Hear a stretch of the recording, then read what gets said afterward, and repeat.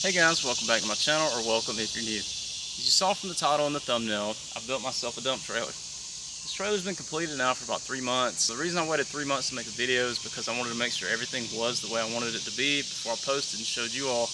It also gave me a good chance to test it and make sure everything was going to work alright.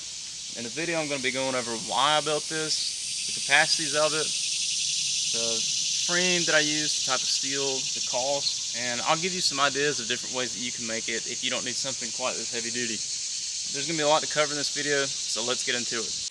So I'm sure that the first question that you're going to ask yourself when you see the title and see this trailer is, why did I make my own dump trailer instead of going out and buying one? Because isn't it cheaper? Isn't it easier?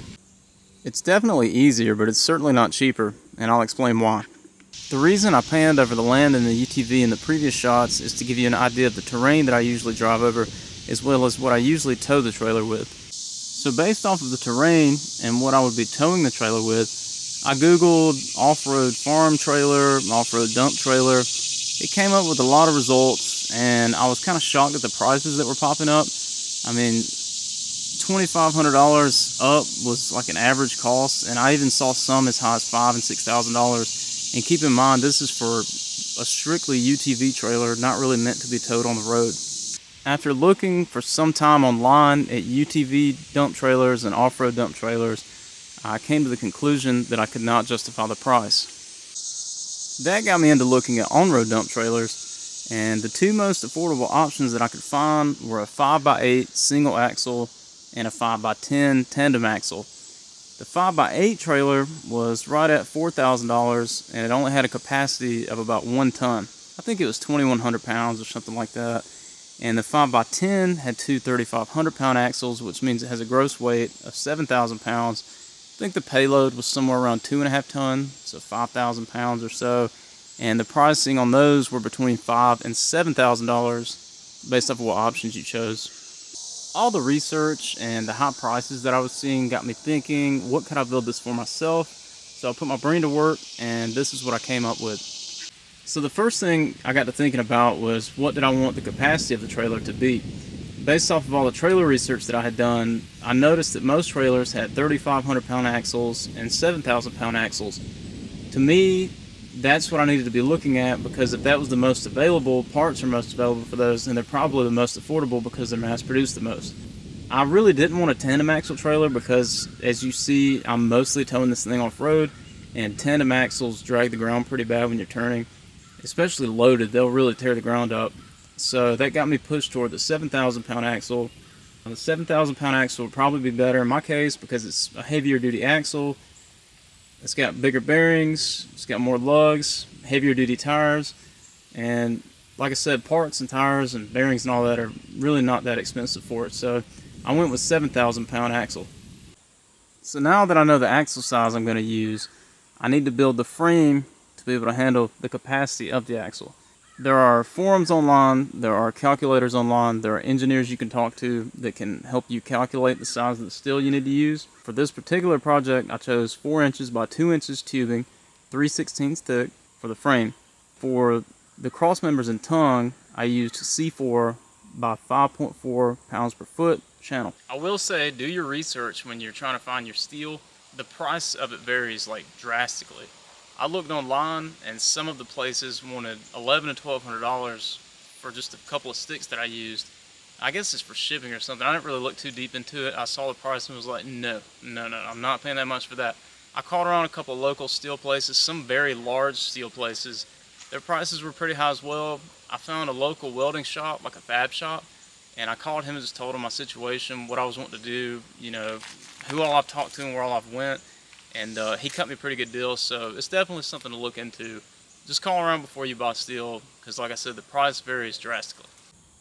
So now that I've got the axle and the frame figured out, I had to figure out the dumping mechanism. And I did a lot of research online of dumping mechanisms and frames and the hoist, hydraulics. I even saw some people had modified winches to use the winch to actually lift the front of the dumping mechanism, but you still have to build the frame. It just seemed like a lot of work, and it kind of got me to thinking, well, maybe it's worth just buying a dump trailer. And then I remembered a couple of plants that I had worked in used the self-dumping hoppers, which is what this is. I just bought that hopper, and it came just like that, minus the little winch right there and the hook. That works off of gravity. You don't need any batteries or hydraulics or engines. You need nothing. It works off of gravity. That chain holds everything in place. It's like a safety chain. You take that off, and there's a latch right there.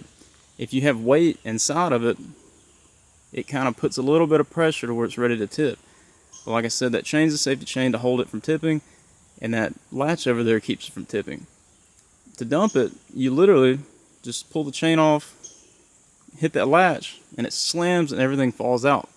I didn't like that slamming, which is why I added that hand winch. It's designed to slam because that makes sure everything's out, but I didn't like it, so I put this hand winch on it so I could make it nice and controlled, and I'll show you when I dump all the junk that's in it. It's so far been working out really good. There's little to no maintenance. I just keep everything greased because I store it outside and I don't want everything to rust up. I paint it as it gets scratched, as I need to do right there. See that little bit of rust that's coming up. But I found this to be, seems like it's going to be a reliable option. I don't have any maintenance to deal with. It holds what I want it to hold. It's nice and heavy duty, and it doesn't weigh a whole lot. I was going to tell you guys where I got this hopper, but it may not apply to you. So what I will say is you can find them used online for near half price. Like say a business local to you is going out of business. I have seen these online in literally almost new condition for half price. There are a lot of vendors online. Their prices vary drastically. Like for the same unit, the price will vary like $1,000 or something crazy, which makes no sense to me, but it is what it is. Some companies offer free shipping.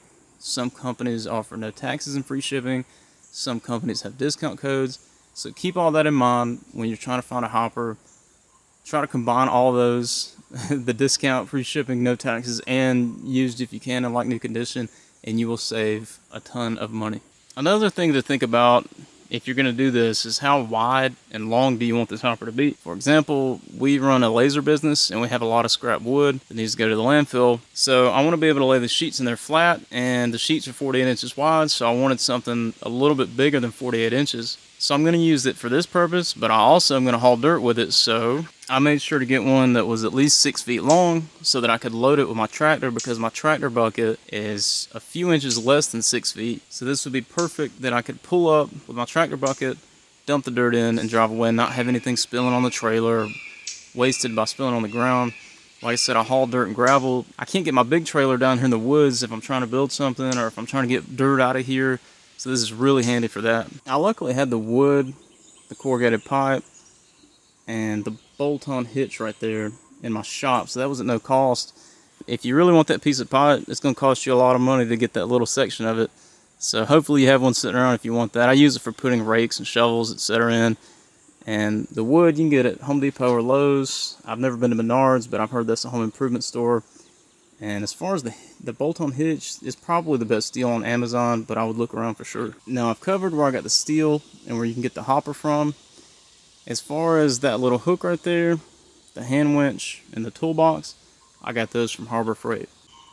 Not sure if you guys can see all those ants that I've apparently been standing in for a long time now. Didn't really realize it until I got bit once, and then again, and then they all declared war. So that's what I'm dealing with right now. I got the tongue jack, the weld-on safety chains, the 1/4-inch screws, the lights, the fenders, the stabilizer jacks, the tires and wheels, all on Amazon. And I'll link those in the description in case you guys are interested in the sizes and all that I used. I already had the wheels and tires from project. Well, actually, I had to buy the wheels. I already had the tires, and I had the wire and all that stuff to wire the lights up. I actually had the stabilizer jacks too from a project I did a long time ago. One thing I do want to mention is I did have to cut that little radius right there to get it to fit over the tire. And another purpose that served is that it's high enough for me to be able to stand up on. I can use that as a step to reach up in there if I ever have to for any reason. So I can just step on that, and then I can reach in there. As far as the axle goes, again, I would say to look around online because the prices vary. I would get a good name brand axle. There are a lot of good name brands, to do your research on that, depending on whatever size you order if you decide to go this route. Like I said, prices are all over the place on these axles. One thing to pay attention to is some of the axles have brakes and some don't, and that will cause the price to vary. Some axles, they just try to, I guess hope you don't pay attention and charge a little bit less than the brake axle for an idler axle, and then you're surprised when you get the axle. That didn't happen to me, but I read a lot of comments that did happen to, so pay attention for that if you're looking for axles. And as far as the paint, I just use Rust-Oleum Professional primer and paint. I'll show you pictures of the building process with the primer and paint, but I just went to Lowe's and got that. They were the cheapest at the time. Alright guys, I'm about to go dump this wood. It's not going to come out as smoothly as what dirt or gravel normally does. You know, dirt or gravel just kind of falls out and piles up. The wood is longer, and as it slides out, it gets kind of stuck on the ground. I have to flip it out, so remember that.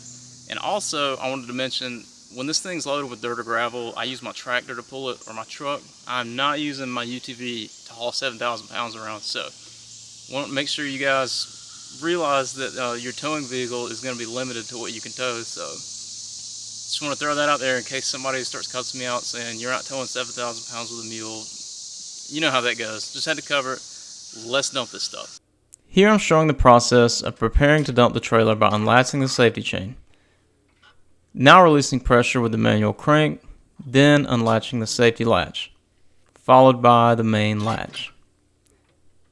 It's normally quicker than this, but I'm trying not to get in front of the camera so you guys can see what's going on. Now I'm removing pressure manually with the hand crank, but I have a faster method. A drill with a socket. This is so much faster, and I definitely recommend it as it saves a ton of time. You pretty much do this until it stops or until you're happy with its position. Look at all of the smelly rainwater coming out of the trailer. This coupled with the plywood smells so bad.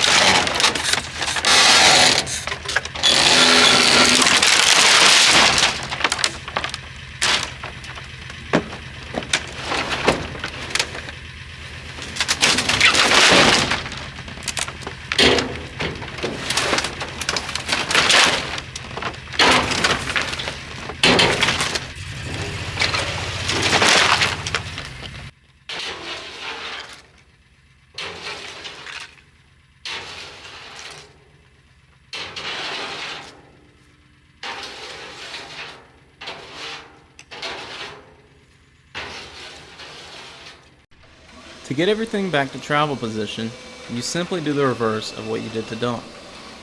Begin by retracting the cable.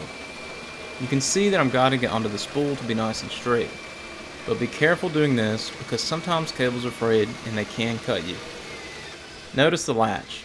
It will automatically lock in place. Once it's locked, secure the safety latch and then the chain. After the chain is in place, you're ready for another load. I almost forgot to mention that I did modify the hopper. Those 4 angle brackets that you see, that's 2 inch by 2 inch by 1/4 inch angle iron. And I cut those and welded those to the hopper so that I would have some way to bolt the hopper to the frame of the trailer. I did this on both sides, as you can see here. And I also used lag bolts to bolt the, this thing has holes pre-drilled into it so that you can mount casters. And I lag bolted it where those holes are to the actual wood. I can't show you the other, there's 4 more and they're up under there. Also, in case you were wondering about the drop leg jacks that I put on, let me show you.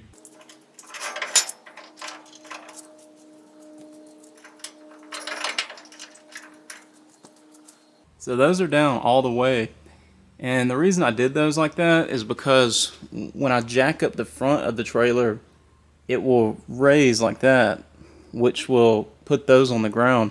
And what that does is it just keeps the trailer from rolling backwards when I disconnect it. I still use like a wheel lock and blocks and everything, but that's just kind of a safety thing that I've used, and I found that it works. Like I said, when I jack the front up, the back touches the ground and it can't roll backwards. And I also use it too if I have something really heavy, because I've had a dump trailer on my truck. I've had it actually have so much weight that it lifts the wheels, not lifts the wheels completely off the ground, but lifts it enough to where you don't have traction. When I'm dumping, I can let these down and not have to worry about the front of the trailer coming up off the ground or lifting up on the tow vehicle. So that's the purpose of those, in case you were wondering. Here's a clip about like the height or width of it.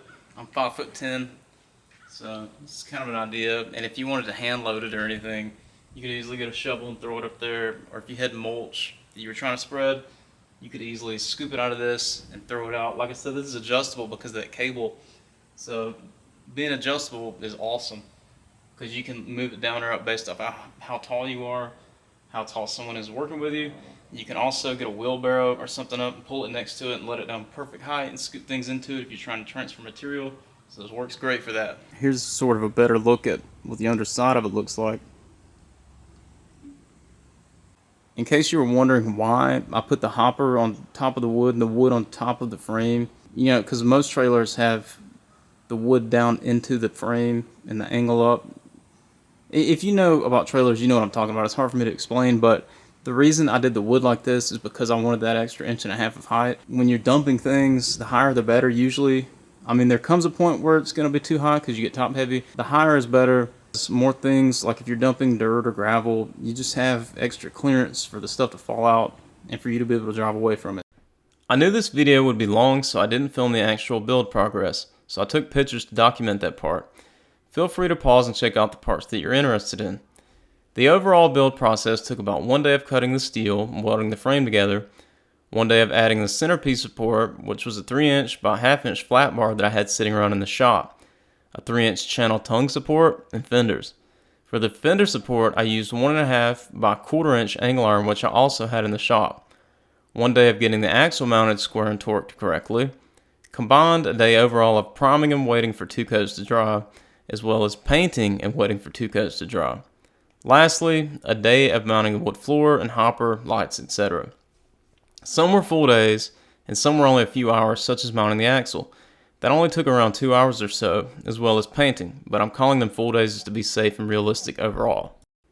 I'm not going into too much detail on measurements and everything, because as I stated earlier, if you plan to do this, you need to make sure you're using the correct size steel, tongue, axle, tires, hopper, etc. There are too many variables for me to cover. For example, if you wanted a smaller hopper, you could get away with a smaller axle, using an angle iron frame and tongue, drastically reducing the price. On the flip side of that, if you wanted a larger hopper, you would have to upgrade the frame, tongue, and axle. I already stated the steel that I used. My hopper was 3 cubic yards. I chose 3 cubic yards because I wouldn't be able to overload the axle. Fully loaded with dirt or gravel, the weight would match the frame and axle perfectly with no worry of overloading. I went with a 10% tongue weight. This gives me the capacity of around 7,700 pounds, with only 700 pounds on the tongue. The trailer weighs around 1,500 pounds, giving me a capacity of around 6,200 pounds. If you don't want to build a trailer, you could always buy the proper sized hopper to place in your truck bed or utility trailer and just take it out when you don't need it. This is nice because you don't need hydraulics or a winch system. The options are limitless with this, and I found it a more affordable option for a dump trailer. The total cost for this trailer was in the neighborhood of $3,000. To me, this was worth it because it's heavier duty and more versatile than the previously mentioned strictly off-road UTV trailer for $2,500 plus, with only around a 1-ton capacity. Compared to the on-road trailers, it was also feasible because the smallest on-road dump trailer I could find was still over $1,000 more with a 1-ton capacity, and the next step up being only around 5,000 pound capacity but costing $2,000 to $4,000 more. While I do lose the capacity to be able to load a mower or UTV in this trailer, this is a dump trailer and I am able to use it fully loaded as a dump trailer without worrying about blowing out the tires and axle, worrying about dealing with batteries and hydraulics, as well as having a more compact size to get around uneven off-road terrain while having the capability of going on-road if I have to. Of course, there are a few things that you have to do, such as reflective stickers, registering your trailer and brakes up to a certain GVWR, so check into that if you're planning on taking it on the road. I hope this video was informative and gives you a new idea for something, and hope you all got something out of this. I really enjoyed this project and will be able to use this trailer for years to come. Thank you for checking out my video, and I'll see you all in the next one.